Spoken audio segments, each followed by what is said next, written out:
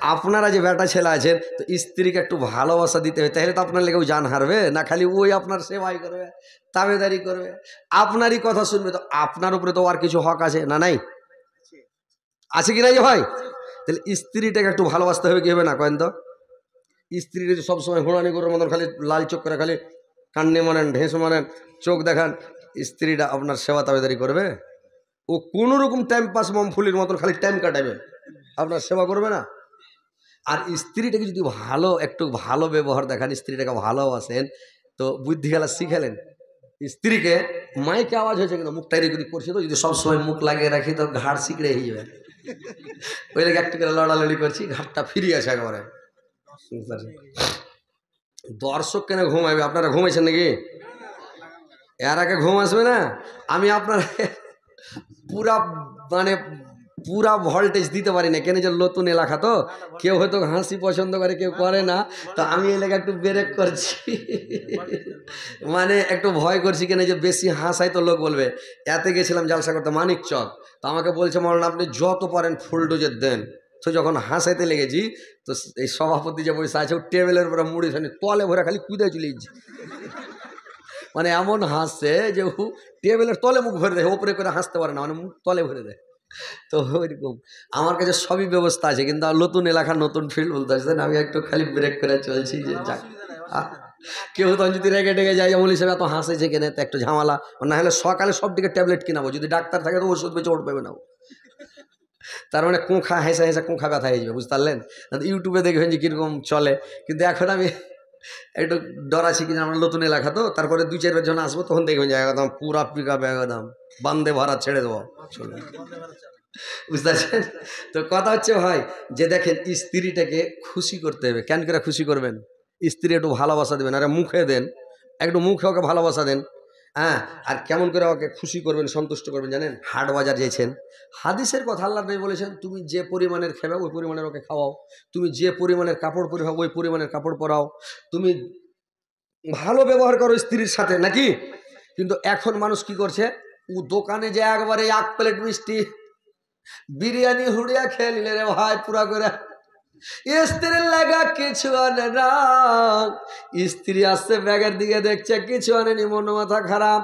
ও তখন করছে কি, ইলিম ঢিলিম করে যাচ্ছে কলের কাছে পানি আনতে, থালি ভালো করে ধয় না, জুঠা লেগে আছে, লেসাকে ভাত খেতে দিচ্ছে, মানে ওইরকম কেনা তরকারিতে নুন বেশি করে দিয়ে দিচ্ছে, আর কলজা পুড়িয়ে মেরে দেবো। আইনটা করে দিছে, কোন দিন ঝাল করে দিছে, কোন দিন পুড়িয়ে দিছে, মানে কত রকম করে ওকে সাজা দিচ্ছে। আর যদি স্ত্রীটাকে খুশি রাখেন তো আপনাকে পোলাও খিলাবে, একেবারে বিরিয়ানি খিলাবে, বুঝতে পারছেন? তো স্ত্রীটাকে খুশি করতে হবে, কেন করে আপনার বুদ্ধি জানেন না, শিখেলেন। বাজারে গেলেন, আপনি যা খাবেন খান, কোনোদিন গল্প করবেন এটা খেয়েছি ওইটা খেয়েছি বলবেন না। হ্যাঁ, স্ত্রীর সামনে বলবেন না যেটা খেয়েছি ওইটা খেয়েছি, আর কহেন না কি হাত শুয়ে থাকতে কি খেয়েছি এটা করবেন না। স্ত্রীর সঙ্গে মানে হাটে গেলেন, আপনি এখানটা নারিকেলের ফাঁক কিনালেন লিয়া, আর কমরা জুত করে গুঞ্জালেন, তো মানে আর গুঞ্জালেন নিয়ে পাখিটা ভরেলেন, আর বাড়ি চলে যান। আর বাড়ি যখন চলে গেলেন, স্ত্রীটাকে ইশারা দেন, হাই সালা দৌড়ে চলে আসবো। আর না হলে কোনো সময় একটু ইশারা মানে করে মেরে দেন, দেন চলে আসবে। আর না হলে ওকে স্বীকারই করবেন আমি এরকম করবো, চলে আসবে। আর না হলে স্ত্রীটাকে দেখলে বলে দেবেন দৌড়িয়ে চলে আসবে, একটু খালি বাজিয়ে দেবেন দৌড়িয়ে চলে আসবে। আর যেমন দৌড়িয়ে আসবে কোমর থেকে বাহির করে লক করে ওকে নারিকেলের চপখান মানে নারিকেল খানটা দিয়ে দেন, ও খাইয়া খুশি হয়ে যাবে, কাকু দেখেছে না তুই খেলে, স্ত্রীটা খুশি হবে কেবে না? একদিন লেগে গেলেন নারিকেল, আর একদিন সেটি 12 ভাজা নিয়ে যাবেন, আর একদিন একটা ডাইলমুট নিয়ে যাবেন, আর একদিন মানে এই ধনিয়া চপ নিয়ে যাবেন, বেগনি চপ নিয়ে যাবেন, ওর জন্য ডিমের চপ নিয়ে যাবেন, একদিন ঘোড়ার ডিমের চপ নিয়ে যাবেন, মানে ভালো ভালো ঝুরি টুরি নিয়ে যাবেন, যেগুলো ওরা পছন্দ করে, কাটার মাটার পছন্দ করে মেয়ে ছেলে বেশি, ওগুলো একদিন একদিন করে হালকা হালকা 5 টাকা 10 টাকা করে নিয়ে যান। লুকিয়া খিলান, লুকিয়া খিলাটা ওরা খুবই পছন্দ করে ভাই। ডাইরেক্ট যদি ওকে 5 কিলো দেন তো খুশি হবে না, আর লুকিয়ে যদি 4 টিক দেন খুশি করে, আল্লাহ মনের মতন স্ত্রী পেয়েছি, খালি পানি লা ঘুরবে। হ্যাঁ জি, তুমি কুমঠে ছিলে, হ্যাঁ খালি বাজারে তুমি দেরি করছো, কখন খেয়ে পোহাতে খেয়েছো, মুখখান শুকিয়ে গেছে, চেহারাটা বুঝা গেলো তোমার, তুমি ভালো করে খাও না, এসো বসো তো খাও, তো খাইতে বসিয়ে দিবে, তুইলে দিবে, বাতাস করবে, রে আমার সোনা রে, আমার জান রে, ওরে আমার কলজা রে, কত ভোগ লেগেছে রে আমার কলজাকে রে, সুবহানাল্লাহ, মনটাকে ভরিয়ে দিবে ভাই। আর যদি কোনো জিনিস কিনা না আনেন তো বলবে খায়া লাও ভাত, যা দূরে খাড়ি আছো, বলে আই রে উঠিয়ে দে না রে, উঠিয়ে দো, তুমি উঠাইতে পারো না নাকি, তোমার হাত দেয়নি আল্লাহ নাকি, উঠিয়ে খাও, কি কইবে কি কইবে না? স্ত্রীর মনটাকে খুশি করেন, জয় করেন, স্ত্রীটাকে রাজি করে রাখেন, সবসময় আপনার পাশা দিকে চেয়ার নিয়ে ঘুরবে, ঘুরবে কিনা? কি কথা গেলা ঠিক কিনা বে ঠিক? বাংলাদেশের মতন কহেন ঠিক, তাহলে তো বোঝা যাবে। তো স্ত্রীটাকে একটু ভালোবাসা দেন। আর মানুষ স্ত্রীকে যখন একটু দোষ পেয়ে নিলে, তরকারি নুনচা হলো কি এনে হলো কি ঝাল হলো, তখন হুকরা কুটা করে ধরে লিয়া লাগলো মারতে, চুলেই ছাড়া গব্বার সিংয়ের মতন ঢিসিম ঢিসিম করে চুলে দিয়ে। পরের বেটিকে এইভাবে মারবেন না, স্ত্রীকে মারতে হয় না। আপনি হাদিস জানেন না, জালসা শুনেননি, মুলবির মুখে শুনেননি, আল্লাহ রাসূল কি বলেছেন? স্ত্রীর মুখে মারবেন না, চেহারাতে মারবেন না। মানুষ ওর চেহারাখানে আগে মারবে। আল্লাহর নবী বলেছেন স্ত্রীর মুখে মারিও না, চেহারাতে মারতে হয় না, ওর ফেসটাতে মারবেন না স্ত্রীর। আল্লাহর নবী বললেন ওর মাথাতে মারিও না, ব্রেন কেড়ে খেয়ে যাবে। স্ত্রীর হাতে মারিও না, হাত খোড়া হয়ে যাবে, কে রুটি পাকিয়ে দিবে।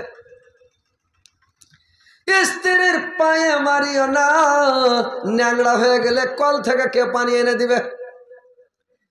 স্ত্রীর আগা দিকে মারিও না, স্ত্রীর পাছা দিকে মারিও না, হুঁকি লেগে মরে যাবে। তাহলে স্ত্রীর মারবেন কোথায়, কোন জায়গাখানে মারবেন ভাই আপনারা তো জানেনই না।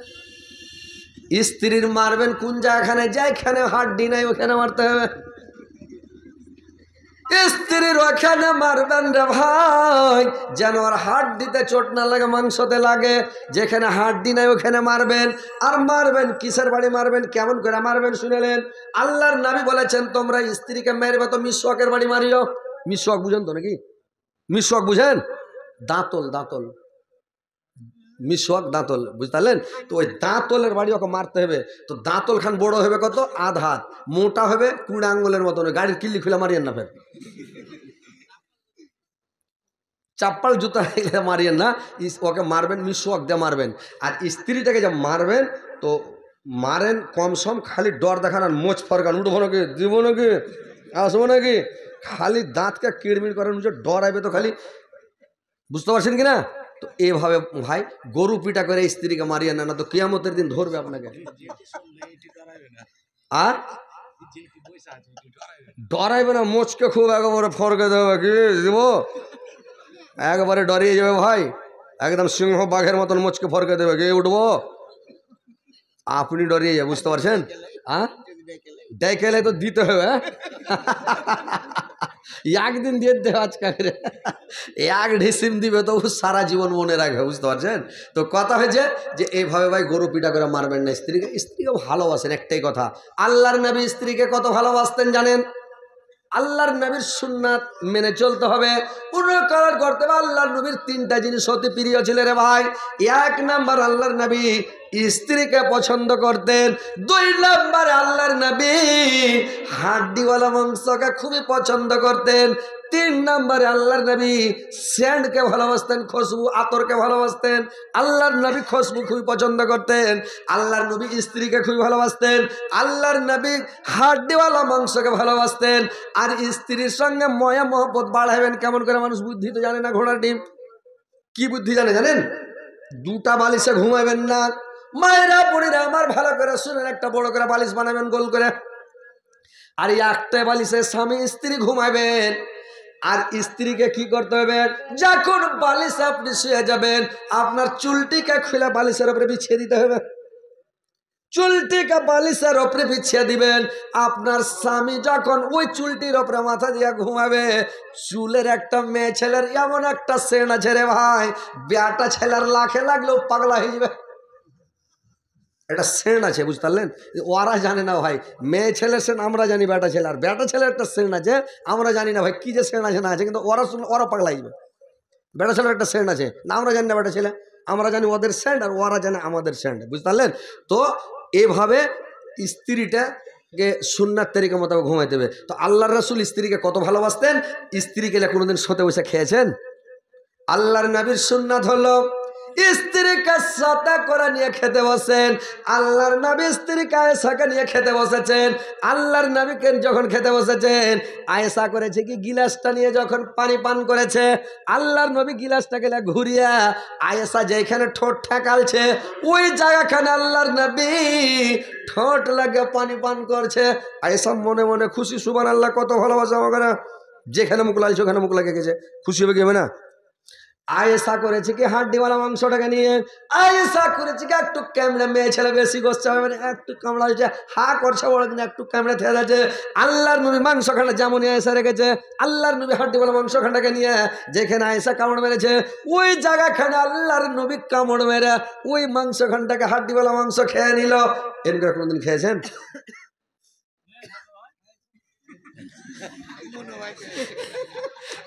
বলে খায়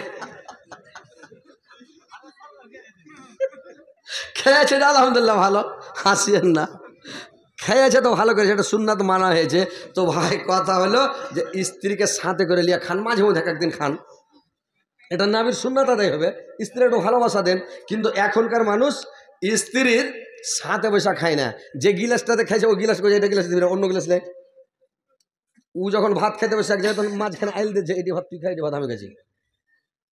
তার মানে স্ত্রী মনের মতন লয়, মনের মতন যদি স্ত্রী হয় ওরে বাপরে, মানে ওর জুঠা মুঠাও খাওয়া যাবে নাকি, স্ত্রীটা হাত চেটাও খেয়ে নেবে, এরকম জুঠা হাত চেটে খেয়ে যাবে।